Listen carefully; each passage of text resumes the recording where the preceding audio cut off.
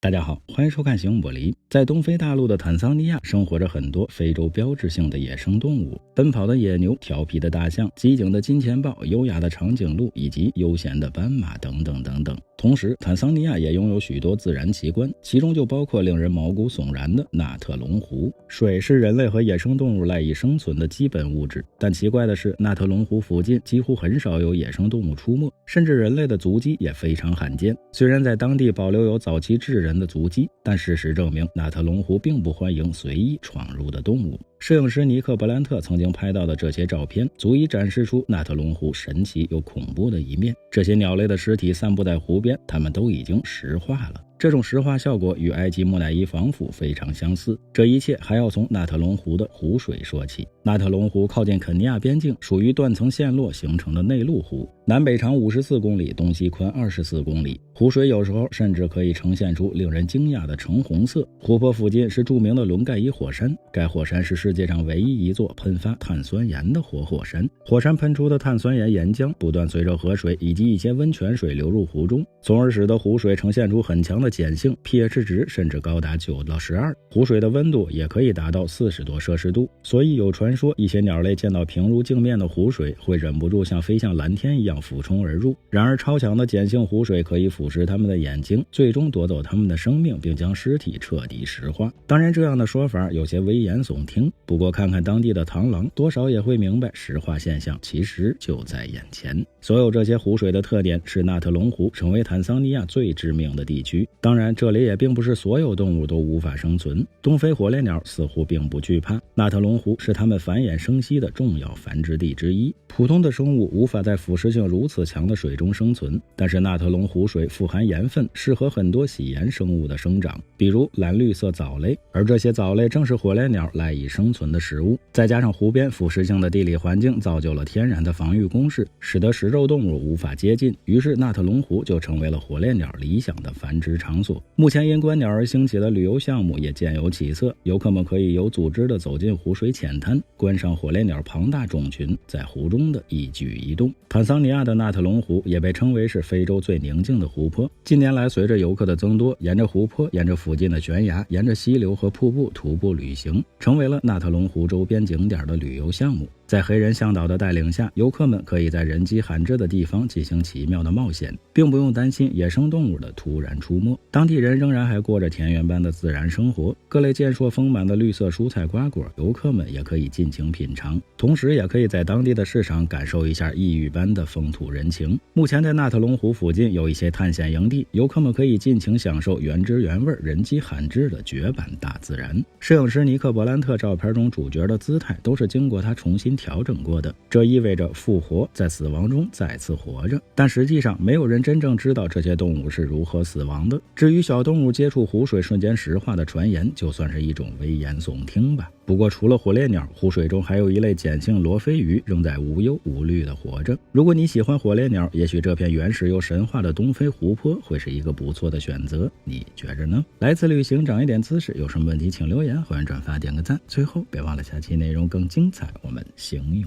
不离。